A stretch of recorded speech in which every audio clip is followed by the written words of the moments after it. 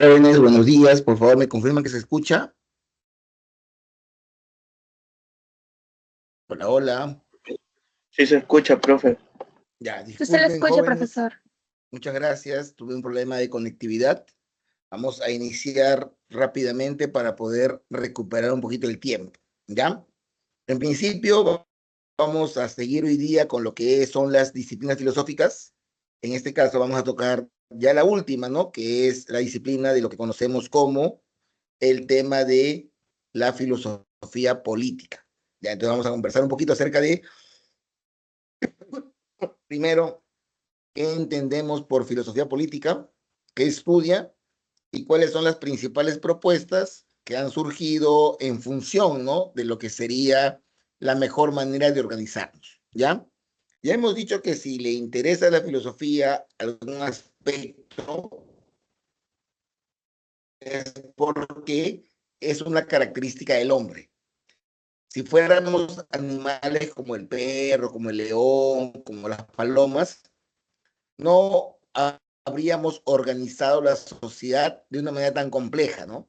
Los perros no tienen una policía, ¿no? Los perros no tienen ministro del interior, ¿no? Y los perros no tienen una religión, ¿no? El hombre es quien de alguna manera ha creado algo artificial que no existe en la naturaleza, que de alguna manera permita potenciar al máximo a los seres humanos y sobre todo asegurar una convivencia política, ¿ya? Supuestamente otros hemos creado la policía porque no queremos que cuando hay un problema las personas tomen la acción por sí mismas de resolver el problema, sino que acuden a la policía, a un tercero, y la policía soluciona el problema. Hemos creado de repente lo que sería una municipalidad para que sea esa entidad la que organice cómo van a estar las calles de alguna manera segmentadas, ¿no? Orientadas, para ver el tema de recoger la basura, para ver el tema de diferentes aspectos, porque necesitamos tener una organización. Entonces vamos a ver que hay diferentes propuestas de cuál sería de repente esa principal, ¿no? Esa principal, posibilidades que tengamos a la hora de poder tener en cuenta qué cosa es lo que vamos a hacer, ¿no? Entonces ahí nos damos cuenta claramente de que vamos a tener estos elementos, ¿no? Para poder considerar el hecho que se pueda dar, ¿no? Entonces ahí tenemos esa orientación, ¿ya? Entonces vamos a ver qué propone cada una de ellas. La primera propuesta, el republicanismo, ustedes recordarán, ¿no? Que cuando hablábamos de la filosofía peruana, por ejemplo, distinguíamos entre lo que era el virreinato del Perú y lo que fue a partir de 1821 la República del Perú. ¿Por qué nos sirve este conocimiento previo? Porque decíamos que cuando estábamos bajo el virreinato del Perú, el Perú está sometido a un poder externo, ¿no? En este caso, ese poder externo era España. De repente, en Estados Unidos, ese poder externo era Inglaterra. Pero a partir de la independencia y que nos hemos convertido en república, este Estado se convirtió en la República del Perú. De tal manera que tiene una característica fundamental, ¿no? Que distingue un virreinato de lo que sería un Estado republicano, que es el tema de la soberanía. Ya cuando hemos logrado la independencia, hemos conseguido la soberanía. ¿Y qué significa la soberanía? La soberanía significa el hecho de,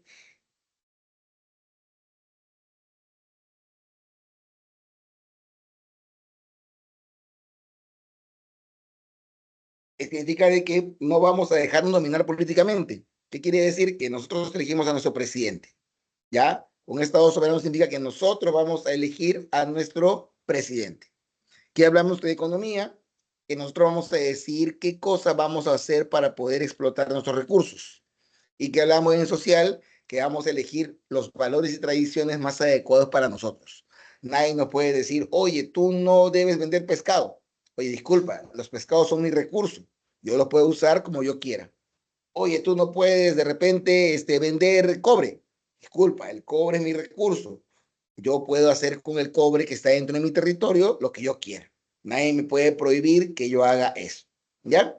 Entonces, eso significa la soberanía, que tenemos independencia, tenemos de alguna manera un mayor control de lo que es lo político, lo económico y lo social. Para que exista el republicanismo, tiene que existir el tema de la constitución. Ya la república justamente lo que quiere es quitarle poder al hombre y darle más poder a lo que sería el tema del Estado. Y el Estado, como hemos dicho, es algo que no existe. De igual manera, la constitución no es algo que existe en la naturaleza. Nosotros somos quienes hemos redactado una constitución y a partir de esa redacción, todos los que vivimos en ese estado nos sometemos a lo que imponga. De tal manera que ni siquiera el presidente, una vez que llegue, puede cambiar la constitución a antojo. Sabemos, ¿no? A veces por ahora que hay mecanismos para cambiar la constitución. Sí se puede cambiar la constitución, pero no es un antojo libre, sino que va a depender de repente de o bien por el lado del Congreso o bien por el lado de lo que sería un referéndum o lo que sería una consulta popular, ¿no? Entonces, si de repente, en el caso del Perú, por ejemplo, ¿no? La Constitución dice que el gobierno dura 5 años, no puede venir un presidente y decir, yo me quiero quedar 8 años, y decir, yo me quedo 8 años. No, no se puede, ¿no? Porque la Constitución dice que son 5 años. Entonces, siempre va a estar por encima de lo que quiera el poder, la Constitución. Ya yo de repente soy presidente y quiero que manden a la cárcel a una ex enamorada que me fue infiel. No, disculpa. Eso no puede darse el caso porque en la Constitución no habla de que sea el presidente el que emita justicia, ¿no? Quien emite justicia es el Poder Judicial. Entonces no se puede hacer eso. También para que haya el tema de un republicanismo tiene que estar muy presente lo que es una participación activa de los ciudadanos. O sea, la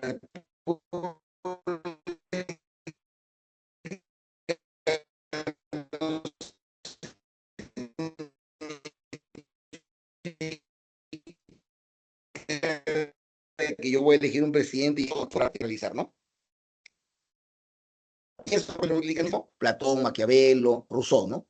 Entonces son ellos los que hablaban justamente de que la mejor forma de organización que podíamos tener era a través de la república, ¿ya? Y bueno, principalmente se dio en tiempos, como decíamos, de las independencias. Recordemos que, por ejemplo, aquí nomás arriba de Brasil hay 3 países, ¿no? Que todavía están en un proceso, ¿no? Por ejemplo, las Guyanas, hay, por ejemplo, la Guyana francesa, a pesar que está lejos de Francia, ese territorio le pertenece a Francia, ¿no? Entonces, ese territorio no es soberano, tiene una dependencia de lo que es Francia. O de repente, ¿no? Cerca de Argentina están las Malvinas, las Islas Malvinas. Esas Islas Malvinas no son independientes, esas Islas Malvinas le pertenecen a Inglaterra, tampoco tienen soberanía, dependen de un poder externo, ¿no? Que decide qué hacer con sus recursos que puedan tener. Un segundo elemento importante sería el liberalismo, ¿ya? Bueno, la palabra liberalismo también tiene una connotación fuerte, ¿no? Que es la palabra libertad. Lo que principalmente defiende el liberalismo es el hecho de que debe existir una libertad individual. Es decir, que vamos a defender el tema de la libertad para saber qué es lo que se va a realizar a la hora de poder procesar cualquier tipo de derecho que pudiéramos tener. Ahora, ¿por qué es importante el tema del liberalismo? Porque también asigna una suerte de protección al individuo frente a cualquier amenaza externa que pueda haber. Por eso el liberalismo se basa principalmente en 3 principios que deben mantenerse dentro de su organización. El primero es la vida, y eso incluye que el Estado debe proteger la vida de las personas. Es decir, ¿no? Ante una guerra debe proteger el de las personas, debe proteger la vida ante los delincuentes y no se puede atentar contra la vida de la persona. La libertad, ¿qué quiere decir la libertad en el liberalismo? Por ejemplo, ¿no? Ustedes están aquí y van a estudiar para lo que ustedes quieran. Pero imagínense ustedes que, digamos, ¿no? Oye, Pepito quiere ser abogado, pero hay muchos abogados. Nos faltan ingenieros de mar. Entonces, este año solamente vamos a hacer que estudien las personas que quieran estudiar ingeniería de mar. Tú vas a decir, pero yo no nací para ingeniero de mar, yo nací para abogado. ¿Y qué te va a decir el Estado? Te va a decir, oye, si no fuera liberal, ¿no? Te va a decir, no requerimos abogados. El bien común está por encima de lo que tú quieres ser. Entonces, no, entonces, el liberalismo lo que dice es, no, no, tú tienes la libertad de estudiar lo que tú quieras, tienes la libertad de vivir donde tú quieras, tienes la libertad de elegir la religión que tú quieras, o no tener religión si deseas. Y el tercero, que ya tiene que ver con la parte económica, significa que tenemos que tener en cuenta lo que se llama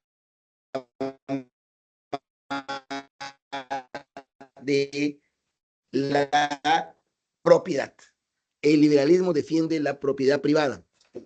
Para los liberales es muy importante el autor de las cosas que hacemos.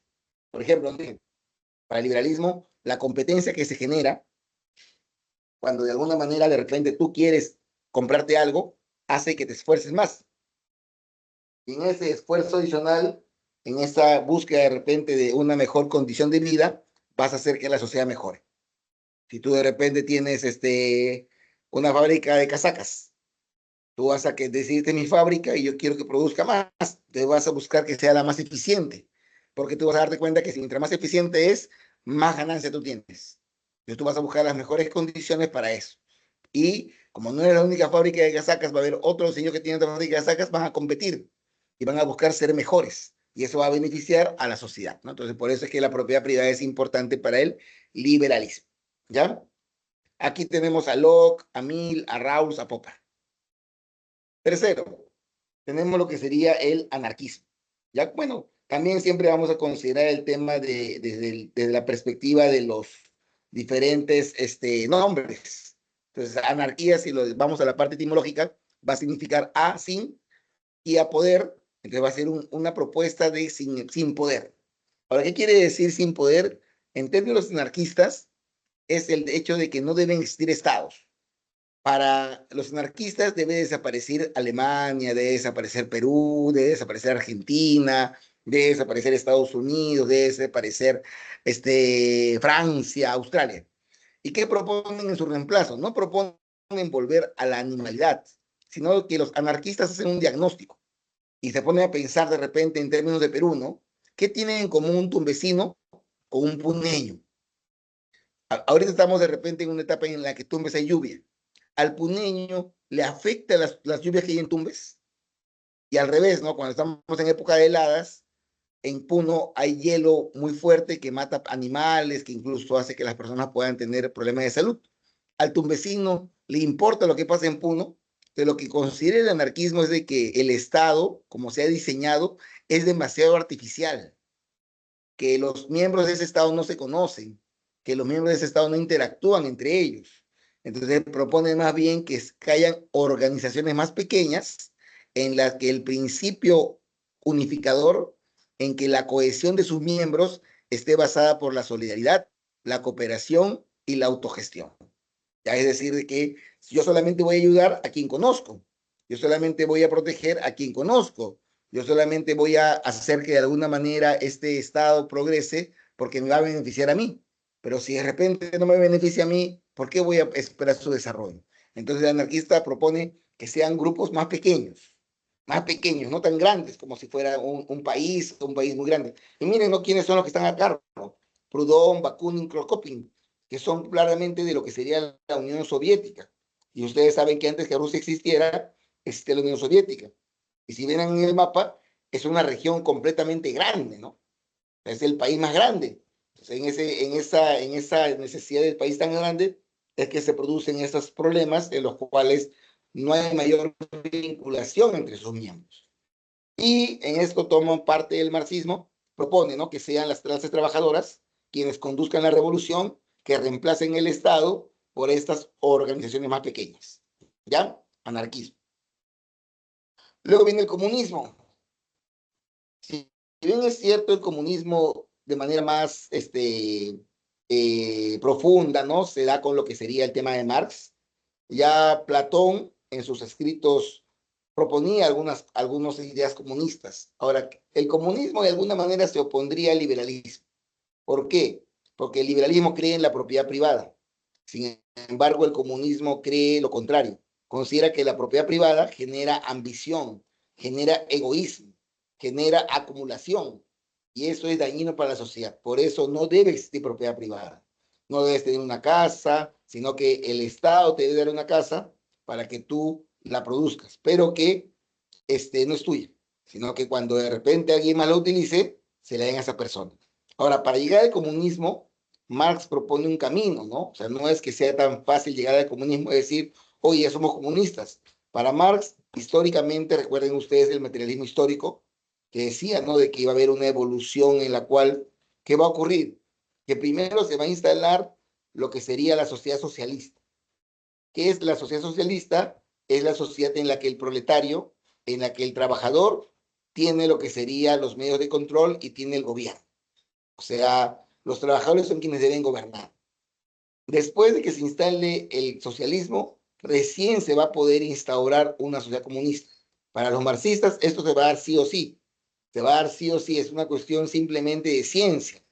Y cuando se instale el comunismo, este comunismo va a tener tres características. Primero, no va a haber estados. O sea, la humanidad va a ser una sola. La humanidad va a ser solo una humanidad. No va a haber Argentina, no va a haber Chile, va a ser una sola humanidad.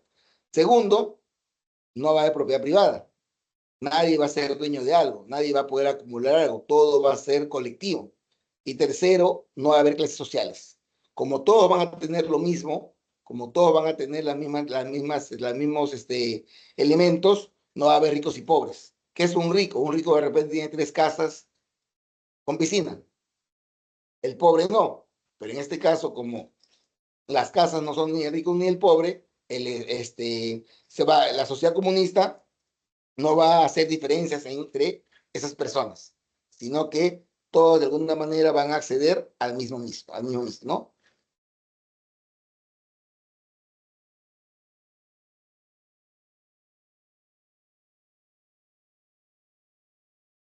Siguiente, ¿no? Aquí tenemos de repente a Marx, Engels y Lenin. Uy, un ratito, ya se me ha bloqueado un poquito, a ver, un segundito.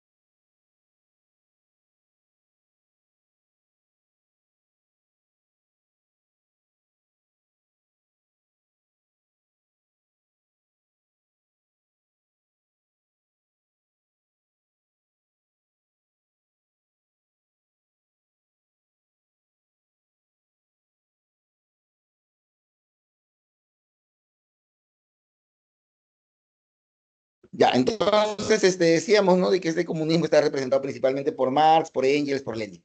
¿Ya? Ya saben que si tienen una pregunta la pueden hacer sin problemas, ¿ya? El comunitarismo. No confundamos comunismo con comunitarismo.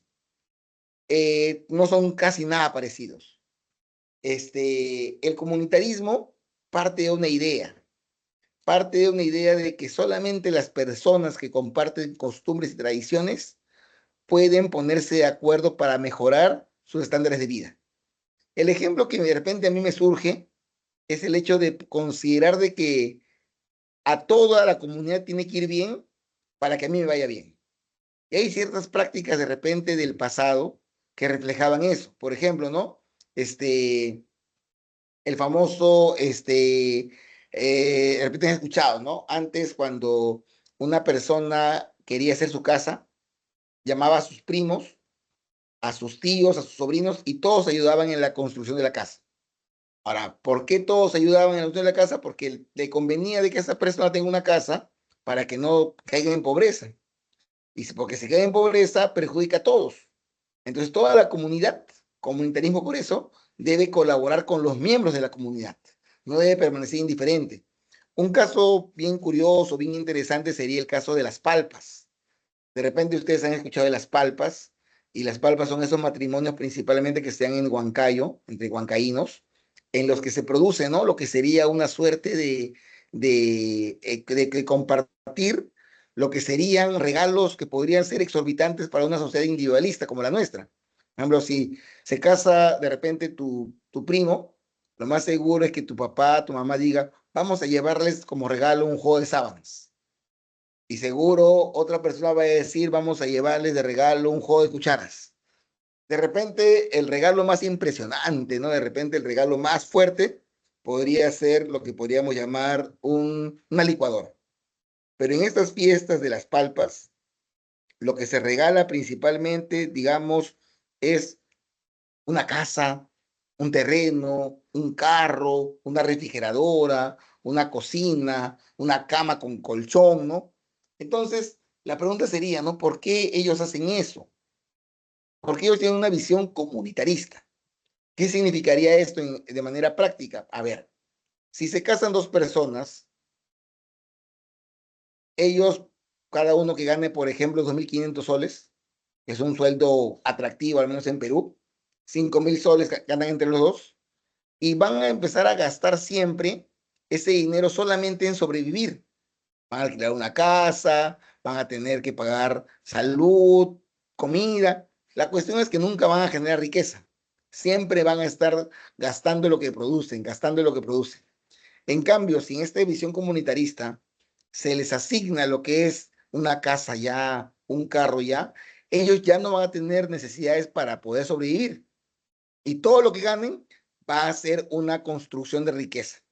Entonces eso va a generar de que ellos se hagan ricos, ricos en el sentido no así recontra millonarios, sino simplemente que tengan una estabilidad económica bastante rentable, y cuando se case otro miembro de la comunidad, van a poder regalar lo mismo. Y de alguna manera, al todos ayudarse como una comunidad, van a hacer que la comunidad mejore. Ya, si bien es cierto, esto antes pasaba solamente en Huancayo, ahora que de repente estas personas se han ido por todo el Perú, puede pasar en diferentes lugares. Ya desde el principio está en que ayudándonos vamos a llegar más lejos que compitiendo. Ayudándonos de manera comunitaria vamos a llegar más lejos que compitiendo entre nosotros. Entonces, lo que busca es una idea de colectividad, ¿no? Pero hay algo muy importante que tener en cuenta, ¿no? Que todos los miembros de esa colectividad deben tener una visión compartida. Porque, ¿qué pasa si de repente, un ejemplo, ¿no? Este, eh, Se casa un limeño que no tiene esta concepción con una huancaína que tiene esta concepción. Entonces los familiares de la huancaína le van a llevar regalos, bastantes regalos. Pero luego el limeño, cuando de repente se case otra persona de la comunidad, va a decir, pero ¿por qué le voy a regalar yo? No comparte esa comunidad y se rompería, ¿no? Lo que sería esa tradición, ¿no? Entonces eso perjudicaría el funcionamiento de la organización. Por eso es que requerimos el tema de el comunitarismo, ¿ya? Otro concepto importante es el concepto de democracia. Ya la democracia, digamos, la forma de organización política que más ha trascendido. En nosotros nos consideramos una sociedad democrática, y la democracia principalmente es una forma de gobierno en la que el poder político, es decir, los gobernantes, son electos por el pueblo. Ya el poder emana del pueblo. Ahora, ¿qué quiere decir mediante instrumentos directos o indirectos de participación? Sabemos, ¿no? Que, por ejemplo, en el Perú, nosotros vamos y votamos por el presidente. Eso es un instrumento directo. Mi voto para elegir el presidente. Pero hace poquito ustedes de repente veían en las noticias Estados Unidos. En Estados Unidos, de manera directa, el estadounidense no vota por el presidente. El estadounidense vota por sus representantes ante el Congreso. O sea, las personas de Nueva York votan por sus representantes de Nueva York, y esos representantes son los que votan por el presidente. Ahí sería el tema de lo que decíamos de esta suerte de elementos que puedan generar en función de ese cambio, ¿no? En lo que serían esos dos puntos. Entonces, no siempre hay una posición directa, sino que también puede ser indirecta. ¿Cuándo es directo? Cuando ustedes de repente van por un referéndum y votan de repente porque se elimine la reelección presidencial o el Congreso. Ahí es directo. Cuando es indirecto, cuando ustedes eligen congresistas y los congresistas hacen leyes a las que nos sometemos porque el congresista es nuestro representante, ¿no? Lo hemos elegido nosotros. Entonces ahí sería una democracia con mecanismos indirectos, ¿ya? El Estado. El Estado, como hemos dicho, es una construcción, ¿no? El Estado no existe en la naturaleza. O sea, esa raya que separa Chile de Perú no existe en la naturaleza. Esa raya que separa Francia de México, Francia, perdón, de Alemania, no existe en la naturaleza. De repente nos hemos apoyado en un fenómeno geográfico, ¿no? Un río para separarnos, pero no existe esa diferencia, ¿no? El río es uno solo. Entonces, la hemos construido en función de integrar a las personas que seríamos parte de ese Estado. Ahora, para que haya un Estado, tienen que haber 4 requisitos. Primero, el gobierno. tiene que haber un poder político, ¿no? Tiene que haber alguien que tenga el control de la organización de ese territorio. Segundo, tiene que haber un pueblo, una nación, un vínculo histórico. Tercero, tiene que haber un territorio. Y cuarto, tiene que haber Estado de Derecho. Profesor, de repente han escuchado ustedes, ¿no? En España hay un grupo muy fuerte que son los famosos gitanos. Los gitanos es un pueblo, pero que no tienen territorio. Por eso no son Estado. Ellos pueden estar en España, pueden estar en Francia, pero no tienen un territorio, no hay un país gitano. Entonces puede ser de que hayan pueblos que no tengan un territorio, que viven en un territorio sí porque tienen que vivir en un lugar físico, ¿no? Pero que no de alguna manera pueden considerarse que sean, como se puede decir, ese territorio de ellos. Así también pasaba con los judíos, ¿no? Los judíos también eran errantes.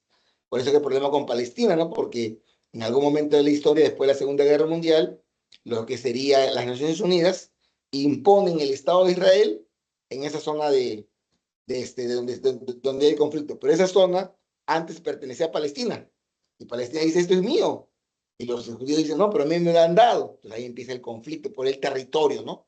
Ambos asumen el tema de ser dueños de ese espacio geográfico. ¿Qué es el Estado de Derecho? El Estado de Derecho es el principio de autoridad. En un Estado de Derecho debe haber un Estado que sea fuerte, que pueda imponer sus condiciones, que podamos nosotros someternos a lo que ellos quieren hacer.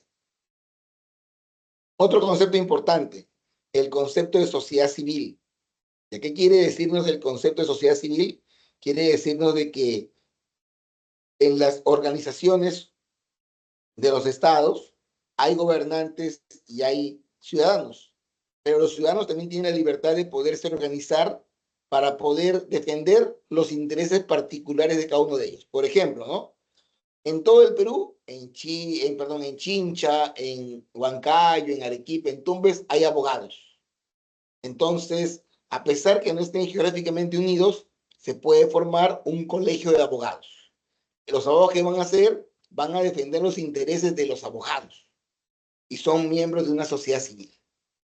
Por ejemplo, ¿no? Los trabajadores de la Universidad de San Marcos. Entonces, ellos pueden formar un sindicato. El sindicato es una organización que no es gubernamental, pero que tiene esa estructura en la cual ellos se van a organizar para poder sacar beneficios para los trabajadores de San Marcos. Profesor, en San Marcos han conseguido de que a los trabajadores les den una canasta navideña de 1.000 soles, pero los trabajadores de la Villarreal no ganan eso. ¿Por qué? Porque solamente lo han conseguido los de San Marcos. Entonces, esos son la sociedad civil, ¿no? Grupos que se forman, que tienen de alguna manera capacidad de negociación, tienen capacidad de poder ejercer algún tipo de presión, pero que no son parte del gobierno. Otro podría ser las iglesias, ¿no? Las iglesias, una iglesia, profesor, se ha formado una iglesia de Betel. A ellos defienden de repente de que no haya en los currículos escolares mención a la homosexualidad, mención al matrimonio homosexual, que forman un grupo de poder, ¿no? Que si bien es cierto, no son parte del Estado, el Estado no les paga, nosotros sí le pagamos a los congresistas, le pagamos al presidente, le pagamos a los ministros, le pagamos a los jueces porque es parte del Estado. En cambio, al colegio de abogados no le pagamos nosotros. Ellos solo se organizan y buscan beneficios solamente para los abogados, ¿ya? Otro concepto importante a tener en cuenta es el concepto de feminismo. Ya sabemos, ¿no? De que, o sea, si bien es cierto, hombre y mujer, mejor dicho, varón y mujer, tienen capacidades similares, sobre todo intelectuales, de repente en algunos aspectos todavía se ve cierta, de repente, diferencias para que la mujer tenga ciertos beneficios. ¿Por qué? A ver, pues seamos realistas, ¿no? Salvo sea de repente una mujer que practique lucha libre, que practique de repente algún tipo de deporte de contacto de fuerza, lo normal es que biológicamente la concepción física del hombre sea más maciza, sea más potente que la de la mujer. Tenemos manos más grandes, tenemos brazos más grandes. Por eso es que si de repente yo me peleo con otro hombre, va a haber una sanción, va a haber una sanción mínima, pero si yo me peleo con una mujer, va a haber una sanción mayor, porque se reconoce que de alguna manera en ese término físico debe haber una mayor protección a la mujer porque tiene una contextura física diferente. Entonces, se empieza a generar cómo podemos establecer normas que ayuden a que la mujer tenga, primero, las mismas condiciones que un varón. Es decir, si hay un gerente hombre que gana igual que una gerente mujer, que haya las mismas condiciones en cuanto a lo social o político. En lo político, por ejemplo, en el Perú también, ¿no? En el Perú obligan a los partidos políticos a que si hay 30 candidatos, 15 sean hombres, 15 mujeres. 15 hombres, 15 mujeres. Paridad, ¿no? Tiene que haber paridad, ¿no? Tiene que haber paridad, ¿no? Tiene que haber en la parte económica, el tema de los sueldos, en la parte social. Antes, por ejemplo, no se permitía que la mujer vaya al colegio, no se permitía que la mujer vaya a la universidad. Ahora sí, no hay ningún problema, ¿no? Para poder hacer este tipo de cosas, ¿no? Y obviamente también buscar eliminar lo que sería el tema de la discriminación o violencia hacia las mujeres. Ahí, por ejemplo, sabemos, ¿no? De que si bien es cierto, el homicidio siempre ha existido en la legislación peruana. Es decir, si yo mato a un hombre, voy a la cárcel. Si yo mato a una mujer, voy a ir a la cárcel. Pero ahora se ha establecido una figura adicional, ¿no? Que es el feminicidio, que es un homicidio, pero que se practica a una mujer y que se practica de alguna manera con ciertos elementos, ¿no? Como por ejemplo, elementos sentimentales. Si el esposo agrede o mata a la esposa. Pues ahí hay una relación de poder que hace que sea más grave que si ese señor mataba a otro hombre o mataba a una mujer por robarle, sino que hay un vínculo emocional de dominio también que hace que sea más grave que ocurra eso a que yo mate a una señora mientras le robo de repente. Miren que esa es la visión, ¿no? De repente, en el caso del feminicidio lo mismo, ¿no? Si de repente alguien, no sé, agrede a una mujer, ¿no? Sobre todo porque tiene de alguna manera en una sociedad realistamente hablando, sociedad como la peruana, muchas mujeres tienen una dependencia económica del hombre. Entonces muchas veces el hombre le puede pegar y ella puede decir, no, no lo voy a denunciar porque si no, ¿con qué comen mis hijos? Entonces tenemos que evitar eso, ¿no? Entonces el feminismo lo que busca es establecer dónde están los puntos débiles, dónde están las discriminaciones sociales que podrían generar que la mujer no se desarrolle. Dos conceptos importantes también, el concepto de tolerancia, que es de reconocer que existen diferencias. Por ejemplo, ¿no? De repente aquí en el salón mismo hay algunas personas que son testigos de Jehová y algunas personas que son de repente cristianos. Los católicos creen en las imágenes.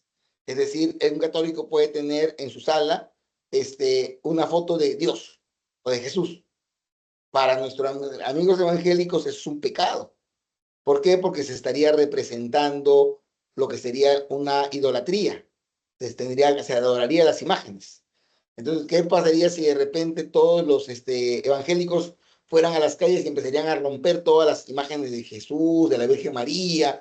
Ahí habría intolerancia, ¿no? Hay que respetar las diferencias, hay que respetar la diversidad, ¿no? Si alguien en la selva quiere comer gusanos, que coma gusanos, ¿no? Por lo que es libre de hacer lo que quieran, ¿no? No hay que pensar solamente que se debe comer pollo como se come en lo que sería el tema principalmente en Lima, ¿no? Y eso tiene que ver con el pluralismo, ¿no? O sea, hay que reconocer, valorar y aceptar la diversidad. Ya, por ejemplo, ¿no? En algunas culturas, las vacas son sagradas.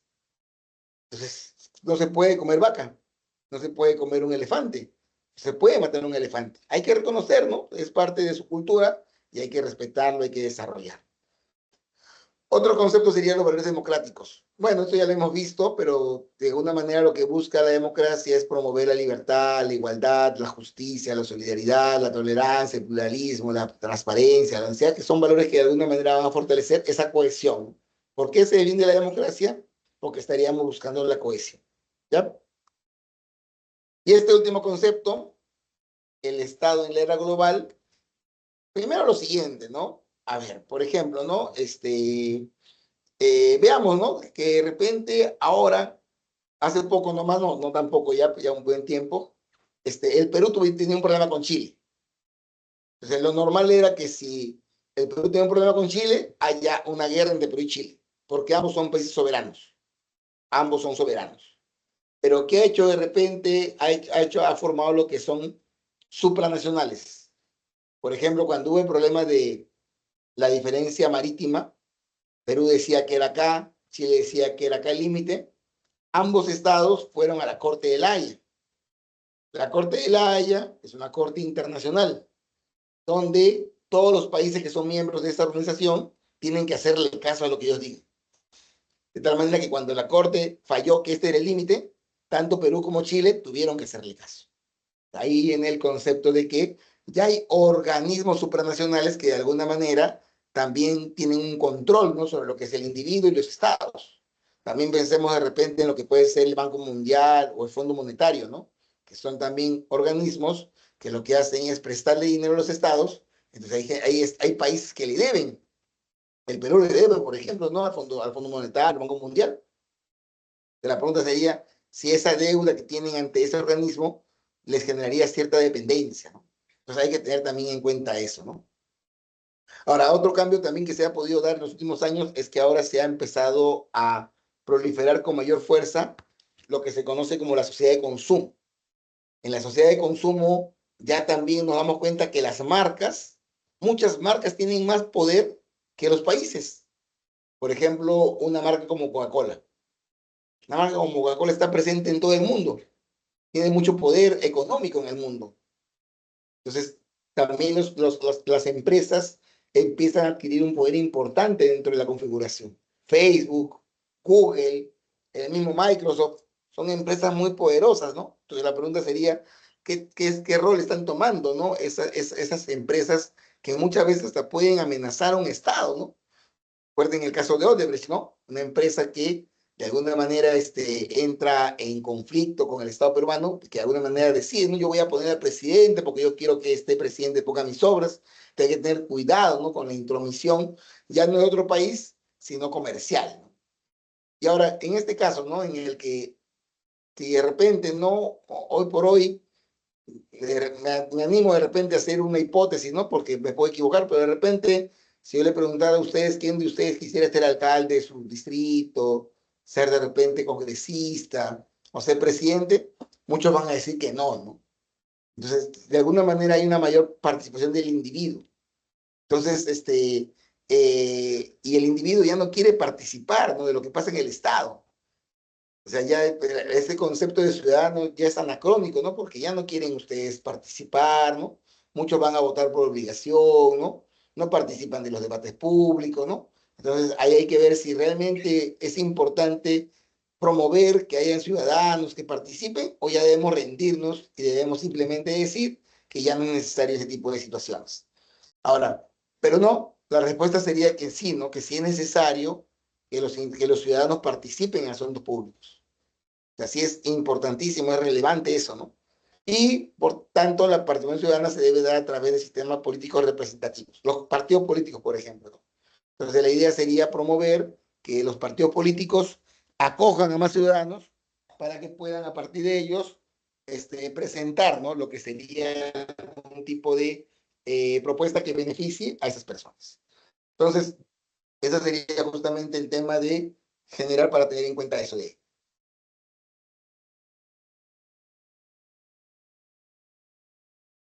¿Alguna pregunta hasta ahí?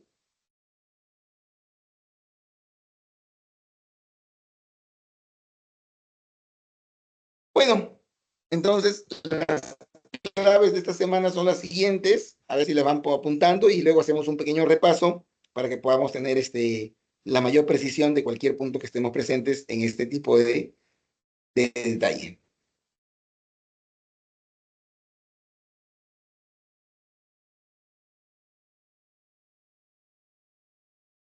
Ya. Entonces, ¿no? Como repaso final,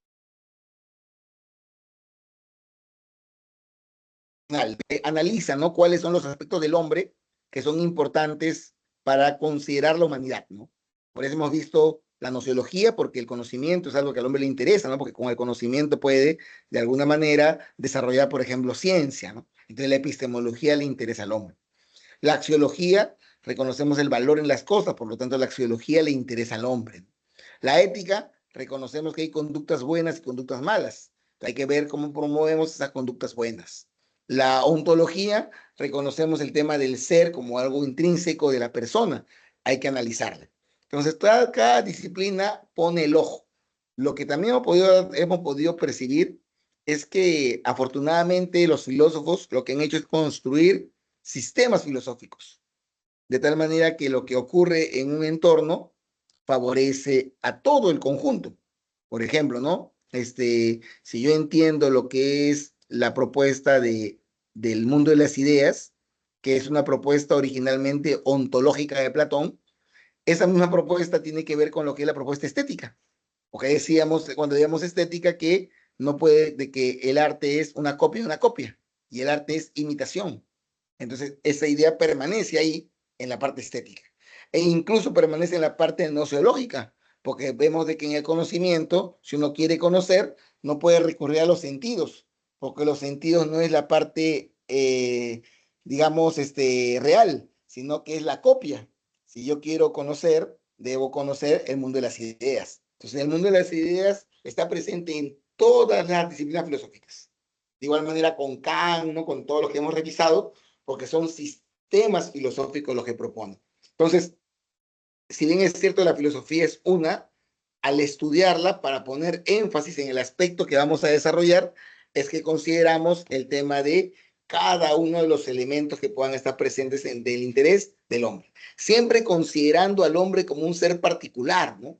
El hombre no es un animal. El hombre no es un perro, no es un gato, no es un león. A pesar que de repente el león tiene más fuerza, la forma como el hombre se constituye socialmente le da mayor poder, le da mayor desarrollo. Entonces la idea sería justamente esa, ¿no? Que podamos nosotros poder establecer mecanismos en los cuales la humanidad saque el máximo provecho. Desde la filosofía, recuerden ustedes, es reflexión. No ha habido de repente ningún país comunista, pero la mente humana de Marx, de Engel, del amigo Lenin, ha creado cómo sería una sociedad comunista. De repente no existía una sociedad completamente liberal, pero la mente humana ha creado, ¿no? ¿Cómo sería esa sociedad liberal en base a los principios, ¿no? Porque digamos de que la realidad muchas veces es más de acciones, de cosas, pero la mente humana crea esos elementos. Esos elementos no existen en la naturaleza. Los animales no tienen democracia, no tienen comunitarismo, simplemente ellos tienen existencia. Nosotros somos los que creamos justamente ese tipo de organizaciones que sacarían el máximo provecho para el hombre. Y es ahí donde surge la importancia, ¿no? De lo que es justamente la filosofía, ¿no? Como ese concepto, ¿no? Que nos va a ayudar a poder desarrollar mejor los intereses que tengamos como seres humanos. ¿Ya? Ya yendo al resumen de la que es el día de hoy, para ir terminando ya, hemos visto lo que sería, primero, la propuesta republicana más difundida en la etapa de la independencia de los países. Hemos visto la etapa liberal. ¿Se acuerdan ustedes que también veíamos, ¿no? Cómo es que vamos a tener en cuenta los liberales, los conservadores, ¿no? Y liberal lo principal sería el concepto de propiedad privada. Porque en todos las demás formas de organizar la sociedad existe la vida, existe de alguna manera esos conceptos. Pero el concepto de propiedad privada es un concepto fuerte, ¿no? Porque parte de la idea de que en una competencia, en un deseo de acumular riquezas, la humanidad va a mejorar. El comunista, lo contrario, considera que no, considera que va a generar seres egoístas. Y cuando son seres egoístas, van a más bien querer pisotear al resto. Y eso va a generar que haya un perjuicio de la sociedad. Ahí tenemos también esas reflexiones, ¿no? Que pueden ser que tengan ese tipo de elementos para poder considerar qué se está haciendo, ¿no? También tenemos la propuesta anarquista, que no propone que volvamos a ser animales, sino propone de que tengamos en consideración organizaciones más pequeñas, que se basen en solidaridad, cooperación, autogestión. El comunitarismo, que nos pide que nos centremos en las que son las costumbres y tradiciones, porque cuando tenemos una visión compartida, es más fácil que lleguemos lejos a lo que queremos. Y luego la democracia, ¿no? Que ya tenemos en cuenta a la hora de poder considerar que es la participación de los ciudadanos, son los ciudadanos del pueblo el que debe elegir a los gobernantes. Ahora sí, jóvenes, ¿alguna pregunta de uno de ustedes? ¿Alguna duda que quede?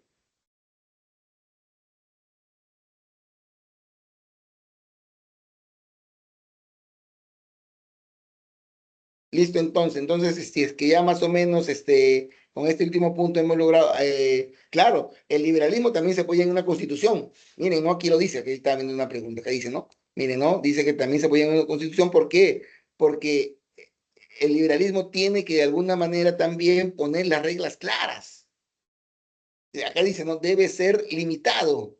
¿Quién limita el poder político? Lo limita una constitución, ¿no? Porque justamente la idea es de que esta constitución también ponga las reglas claras. Por ejemplo, ¿no? Que la constitución diga, por ejemplo, desde cuándo uno es mayor de edad. O sea, hay sociedades en las que uno es mayor de edad a los 16, hay sociedades en las que uno es mayor de edad a los 18, otras a los 21. Se enfoca más en la libertad. ¿Por qué? Porque digamos de que, pues, veámoslo así, ¿no? Si vivimos en sociedad, podemos ver la idea de individuo y colectivo. En una sociedad más orientada a lo colectivo va a privilegiarse sobre lo individuo. Por ejemplo, lo que decíamos, un ejemplo bien sencillo, ¿no? Por ejemplo, cuando hablamos de China. China propone de que solamente las familias puedan tener un hijo. Ya cambió un poco, pero en su etapa más dura, solamente un hijo. Eso va en contra de la libertad mía, porque yo de repente quiero tener 10 hijos. Oye, pero no los pueden mantener. Eso no te importa libertad. Una visión comunista dice, oye, pero si tú tienes 10 hijos, es lo que tú quieres como individuo, pero a la larga va a perjudicar a toda la comunidad. Entonces yo tengo que prohibirte que tú tengas los hijos que tú quieras. Y la ley china decía que solamente podías tener un hijo. De tal manera que si una familia quedaba la mujer embarazada de un segundo hijo, el Estado te lo quitaba. Y el Estado lo llevaba a lo que serían los militares, lo llevaba de repente a lo que sería las,